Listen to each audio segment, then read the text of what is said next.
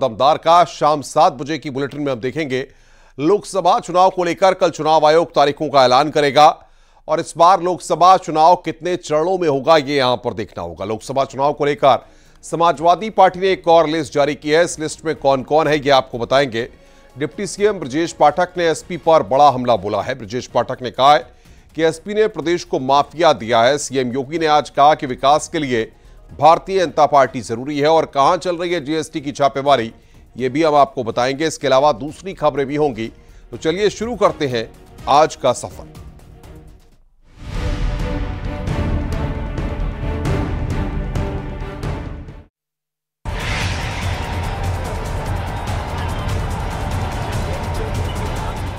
हमारे सामने अगले 25 साल का लक्ष्य है। हम भारत को विकसित भारत बनाने वाले हैं और ये मोदी की गारंटी है।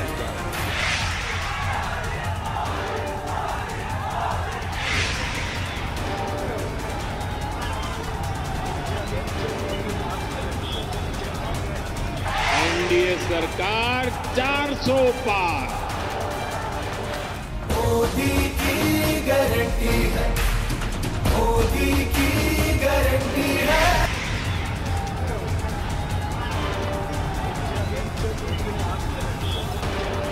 मोदी जी चाहते हैं कि आप दिन भर मोबाइल पे रहो, जय श्री राम बोलो और भूखे मर जाओ।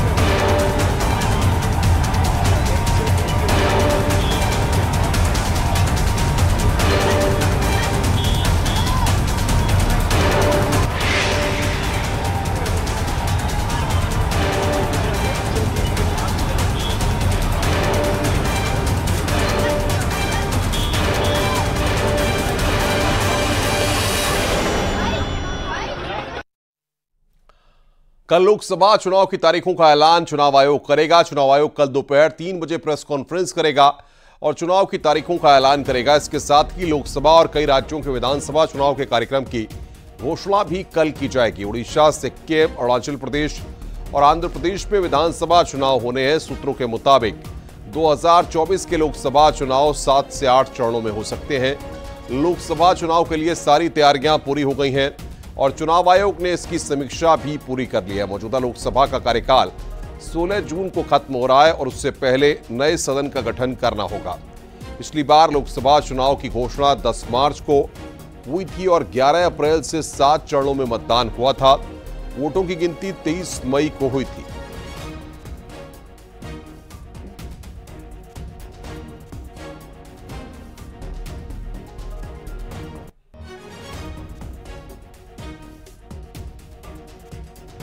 तो 7 से 8 चरणों में चुनाव हो सकते हैं लोकसभा के। कल तारीखों का ऐलान यहां पर किया जाएगा।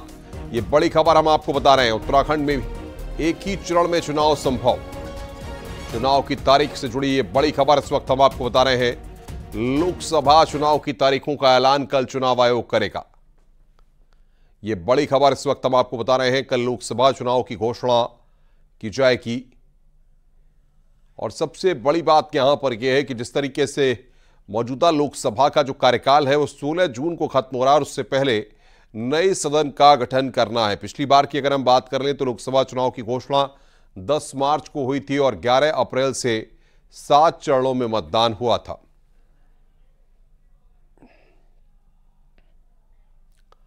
कल लोकसभा चुनाव की घोषणा होनी है। कैसे हो सकता है चुनाव? 2019 की तरह 6 या 7 चरणों में चुनाव संभव है। यूपी, बिहार, पश्चिम बंगाल में 6 से 7 चरणों में वोटिंग संभव है। महाराष्ट्र में 4 या 5 चरण में वोटिंग संभव है। तमिलनाडु, केरल, गुजरात, हरियाणा में 1 चरण में वोटिंग संभव है। आंध्र प्रदेश, तेलंगाना, दिल्ली के शासित प्रदेशों में 1 चरण में वोटिंग संभव है। 17 अप्रैल के आसपास वोटिंग का पहला चरण संभव है। 20 मई के आसपास आखिरी चरण की वोटिंग संभव है और 8 मई के आखिरी हफ्ते में वोटों की गिनती संभव है। अरुणाचल प्रदेश में विधानसभा चुनाव की घोषणा संभव है। उड़ीसा, सिक्किम में विधानसभा चुनाव की घोषणा संभव है। आंध्र प्रदेश में विधानसभा चुनाव की घोषणा संभव है।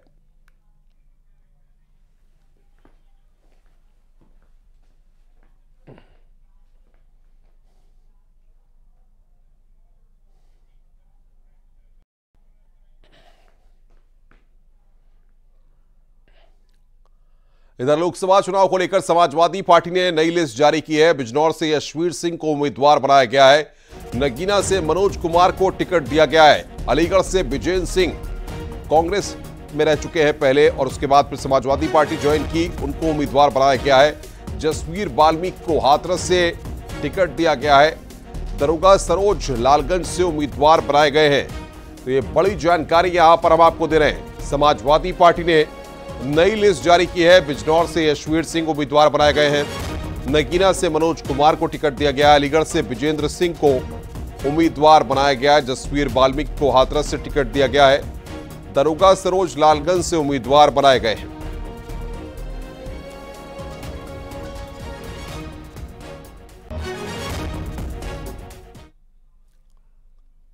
सीतापुर में उत्तर प्रदेश के डिप्टी सीएम ब्रजेश पाठक ने एसपी पर बड़ा हमला बोला है। डिप्टी सीएम ब्रजेश पाठक ने कहा कि बीजेपी ने 1 डिस्ट्रिक्ट 1 प्रोडक्ट दिया, लेकिन एसपी ने प्रदेश को 1 डिस्ट्रिक्ट 1 माफिया दिया।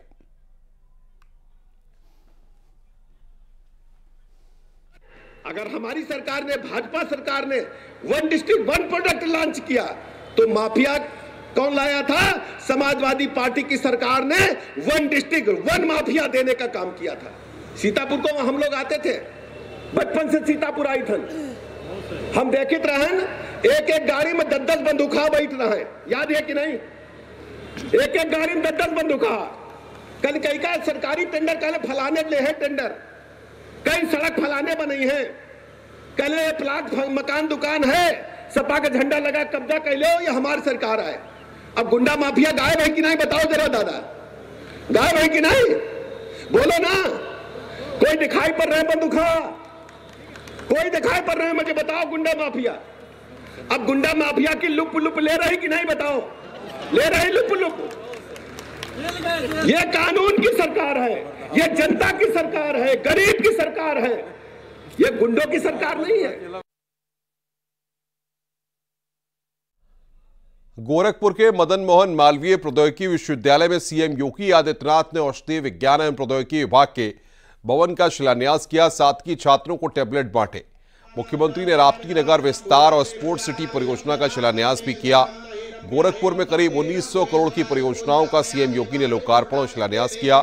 इस मौके पर सीएम योगी ने कहा कि उत्तर प्रदेश में स्कूल स्मार्ट हो रहे हैं, साथ ही उत्तर प्रदेश के युवा भी स्मार्ट बन रहे हैं। मुख्यमंत्री ने कहा कि स्पोर्ट्स सिटी से युवाओं को लाभ मिलेगा, साथ ही नए खिलाड़ी भी सामने आएंगे।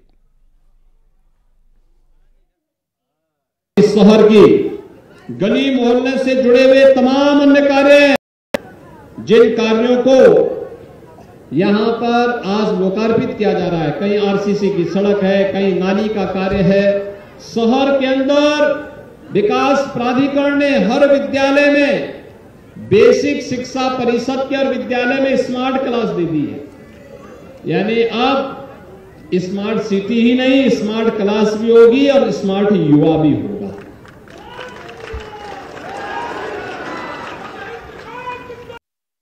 एक हमारा नेशनल प्लेयर शूटिंग में इंटरनेशनल प्लेयर है, वो यहां से बाहर जाकर के ट्रेनिंग लेता है, यूपी के बाहर जाकर ट्रेनिंग लेता है। अब यहां गोरखपुर में बनेगा तो गोरखपुर में न केवल वह गोरखपुर को पहचान देगा, बल्कि यहां के नए युवाओं को भी इसमें पारंगत होने का अवसर देगा।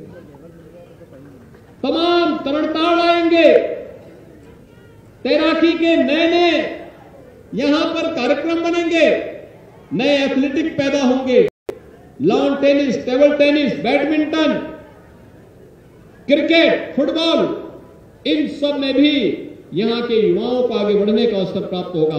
गरीब को मकान मिलेगा, हर तबके को उसकी रुचि के अनुसार आवास मिलेगा और साथ साथ युवाओं के लिए खेलकूद के लिए बेहतरीन केंद्र भी यहां पर विकसित। आज सिद्धार्थनगर में सीएम योगी ने 1895 करोड़ की 551 परियोजनाओं का लोकार्पण और शिलान्यास किया। सीएम योगी ने कहा कि साफ नीयत से ही विकास संभव है। उत्तर प्रदेश में तेजी से विकास हो रहा है। मुख्यमंत्री ने कहा कि योजनाओं का लाभ सभी को मिल रहा है। सीएम योगी ने कहा कि विकसित भारत के लिए बीजेपी जरूरी है। सुरक्षा की स्थिति सुदृढ़ हुई है। विकास की बड़ी बड़ी योजनाएं आ रही हैं। कहीं हाईवे, कहीं रेलवे, कहीं एयरपोर्ट, कहीं गांव की बेहतरीन सड़क, 4 लेन 2 लेन की सड़कें गांवों को जोड़ रही हैं। गरीब कल्याणकारी योजनाओं का लाभ हर गरीब को प्राप्त हो रहा है। राशन की सुविधा 4 साल से हर गरीब को फ्री में राशन अगले 5 वर्ष तक लगातार प्राप्त होगा। 5 लाख रुपए की स्वास्थ्य बीमा का कवर हर गरीब को दिया जा रहा है। पूरे देश की एक आवाज है, विकसित भारत। हम सबका भी संकल्प होना चाहिए। हमारा संकल्प विकसित भारत, हमारा संकल्प विकसित भारत। और विकसित भारत के लिए विकसित उत्तर प्रदेश आवश्यक है। विकसित उत्तर प्रदेश के लिए विकसित सिद्धार्थनगर आवश्यक है और विकसित सिद्धार्थनगर के लिए भाजपा आवश्यक है। सहमत है ना? खबर लखनऊ से है। लोकसभा चुनाव से पहले उत्तर प्रदेश में बीजेपी का कुनबा लगातार बढ़ रहा है। कल लोकसभा चुनाव को लेकर तारीखों का ऐलान होना है। इससे पहले आज दिग्गजों ने भारतीय जनता पार्टी का दामन थाम लिया। बीजेपी प्रदेश अध्यक्ष भूपेंद्र चौधरी और डिप्टी सीएम ब्रजेश पाठक ने ज्वाइनिंग कराई। जिन लोगों ने आज बीजेपी ज्वाइन की है उनमें बीएसपी सरकार के दौरान मंत्री रहे अक्षय लाल निषाद, बीएसपी नेता हाफिज इरशाद, एसपी नेता मधुसूदन शर्मा, एसपी नेता श्याम सुंदर सिंह, एसपी नेता लाल सिंह लोधी ने भी बीजेपी ज्वाइन की है। साथ ही शिक्षक नेता और पूर्व एमएलसी महेंद्र राय ने भी बीजेपी ज्वाइन की है। इस मौके पर ब्रजेश पाठक ने कहा कि बीजेपी सबका साथ सबका विकास के मंत्र के साथ काम करती है।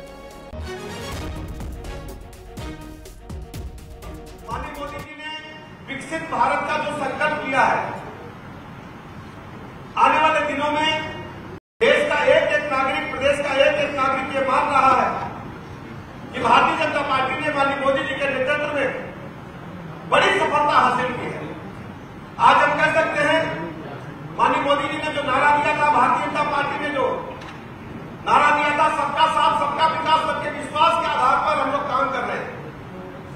उत्तर प्रदेश के 80 की 80 लोकसभा सीटों पर आज माननीय मोदी जी की भारतीय जनता पार्टी की बहुत तेजी के साथ लहर चल रही है। आगे बढ़ते हैं। खबर अमेठी से। लोकसभा चुनाव के पहले अमेठी में कांग्रेस और बीएसपी को झटका लगा है। बीएसपी के पूर्व जिला उपाध्यक्ष और कांग्रेस के जिला सचिव ने पार्टी से इस्तीफा देकर आज बीजेपी का दामन थाम लिया। बीजेपी कार्यालय में बीजेपी के राष्ट्रीय उपाध्यक्ष बैजयंत पांडा ने पार्टी की प्राथमिक सदस्यता दिलाई है। वहीं उत्तर प्रदेश के चुनाव प्रभारी बैजयंत पांडा ने अमेठी में चुनाव को लेकर तैयारियों का जायजा लिया। बैजयंत पांडा ने कहा कि लोकसभा चुनाव में एनडीए 400 से ज्यादा सीटों पर जीत हासिल करेगा। साथ ही पांडा ने कहा कि उत्तर प्रदेश की सभी 80 सीटें एनडीए जीतेगा। साथ ही पांडा ने कहा कि अमेठी में एक बार फिर स्मृति ईरानी जीतेंगी। है कि भारत में प्रचंड बहुमत से भारतीय जनता पार्टी और एनडीए 400 सीट जीतकर तीसरी बार हमारे यशस्वी और पृथ्वी के सबसे लोकप्रिय नेता आदरणीय नरेंद्र मोदी जी को प्रधानमंत्री बनाएंगे। यहाँ अमेठी में मैं जो बैठकें लिया हूँ और यहाँ चर्चा किया हूँ, यहाँ हमारी बहन लोकप्रिय नेत्री और सांसद स्मृति ईरानी जी फिर से इतिहास सृष्टि करेंगे। दोबारा यहाँ जीतकर लोकमत बिल्कुल हमारे पक्ष में है।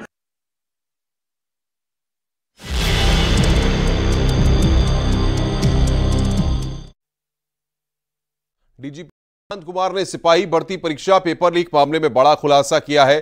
पुलिस की जांच में प्रिंटिंग प्रेस से निकलने के बाद ट्रांसपोर्ट कंपनी से पेपर लीक की बात सामने आई है। टीसीआई एजेंसी के पास पेपर के ट्रांसपोर्ट की जिम्मेदारी थी। आरोप के मुताबिक डॉक्टर शुभम मंडल ने वेयर हाउस में बॉक्स खोलकर पेपर की फोटो खींची थी और राजीव नयन मिश्रा ने पेपर बेचा था। आरोपी अभिषेक शुक्ला टीसीआई एक्सप्रेस का पूर्व कर्मचारी है, जबकि शिवम गिरी और रोहित पांडे टीसीआई के वर्तमान कर्मचारी थे। उधर डीजीपी प्रशांत कुमार ने बताया कि सिपाही पेपर लीक में 178 एफआईआर दर्ज हुई और 396 आरोपी गिरफ्तार हुए हैं। इस मामले में डॉक्टर शुभम मंडल से पूछताछ हो रही है, जबकि 2 आरोपी फरार हैं। आरओ पेपर लीक में अरुण सिंह और सौरभ शुक्ला को पुलिस ने गिरफ्तार किया है।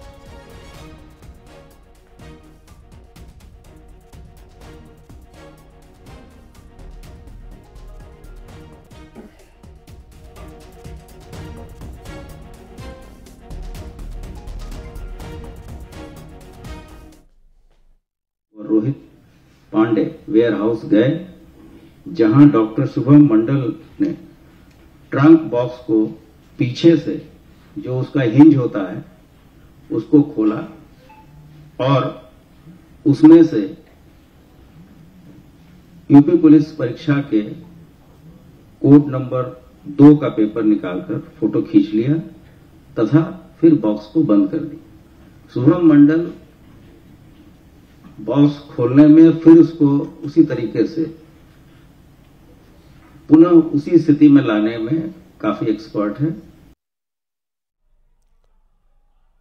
रामपुर तिराहा कांड में मुजफ्फरनगर कोर्ट ने 2 अभियुक्तों को दोषी पाया है। आरोपी मिलाप सिंह, वीरेंद्र प्रताप दोषी पाए गए हैं। अब इस मामले में 18 मार्च को मुजफ्फरनगर कोर्ट सजा की उत्तराखंड राज्य आंदोलनकारियों के साथ घटना हुई थी। 7 आंदोलनकारियों की मौत हुई थी। 30 साल से मामला कोर्ट में है। तो ये बड़ी खबर हम आपको बता रहे हैं। 18 मार्च को कोर्ट इस मामले में सजा सुनाएगी। तो मुजफ्फरनगर कोर्ट सजा सुनाएगी कि रामपुर तिराहा कांड 1-2 अक्टूबर 1994 की रात ये घटना हुई थी। उत्तराखंड राज्य की मांग को लेकर आंदोलन हो रहा था। देहरादून से बस से दिल्ली के लिए आंदोलनकारी निकले थे। ये पूरी जानकारी हम आपको दे रहे हैं। पुलिस वालों ने वहां पर उनको रोकने की कोशिश की और पुलिस ने वहां पर फायरिंग भी की।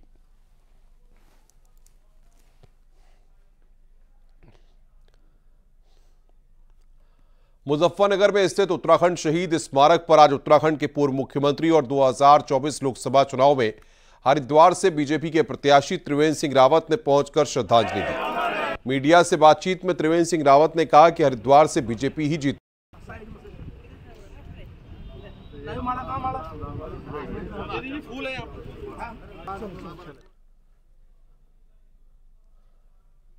आगे बढ़ते हैं। गाजियाबाद में पान मसाला कंपनी के 15 ठिकानों पर गुरुवार रात से सेंट्रल जीएसटी टीमों की छापेमारी चल रही है। यह छापेमारी टैक्स चोरी के शक में हो रही है। शुरुआती जांच में कई करोड़ रुपए की टैक्स चोरी पकड़ी गई है। पान मसाला कंपनी पर बिना बिल बिक्री का आरोप है।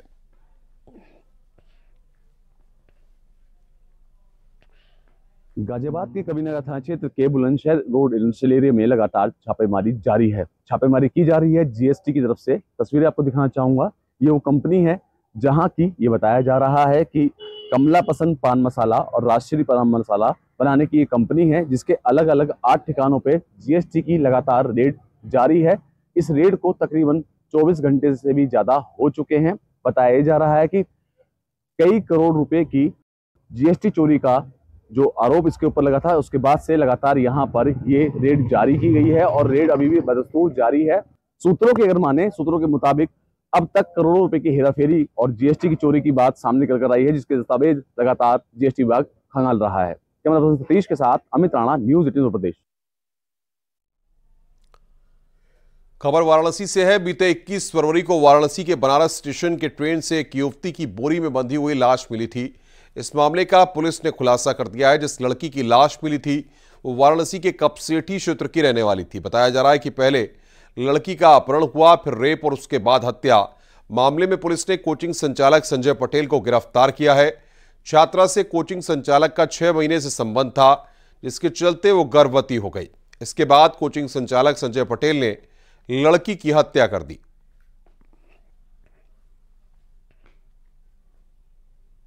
इसके बाद जो अभियोग पंजीकृत हुआ था उसमें सुसंगत धाराओं की वृद्धि की गई और इसके सफल अनावरण के लिए जो थाना स्तर पर टीम है, जोन स्तर पर है, साथ ही जो क्राइम ब्रांच की टीम है, इन सभी टीमों को इसके अनावरण के लगाया गया। चूँकि घटना बहुत ही गंभीर थी, महिला अपराध से संबंधित थी, इसको तत्काल बहुत ही गंभीरता से लेकर के इस पर लगातार प्रयास किए जा रहे थे। इलेक्ट्रॉनिक तरीके सर्विलांस, मैनुअल सर्विलांस, हर तरीके की चीज़ें इसमें प्रयोग की गई। इसी क्रम में कल जो पुलिस को सफलता मिली है और इस घटना को जो कारित करने वाला अभियुक्त है, जिसका नाम संजय है, उसको गिरफ्तार किया गया है। आगे बढ़ते हैं। खबर हापुड़ से है, जहां पर तेज रफ्तार कार ने स्कूली बच्चों को टक्कर मार दी। हादसे में 2 स्कूली बच्चे आदित्य और दीप घायल हो गए। बताया जा रहा है कि कार पहले बाइक से टकराई थी और उसके बाद कार अनियंत्रित हो गई, जिसके बाद कार ने 2 स्कूली बच्चों को टक्कर मार दी। घायल स्कूली बच्चों को अस्पताल में भर्ती कराया गया है। पुलिस ने कार को अपने कब्जे में लेकर कार के ड्राइवर को हिरासत में लिया है। थाना नगर कोतवाली क्षेत्र का यह पूरा मामला है।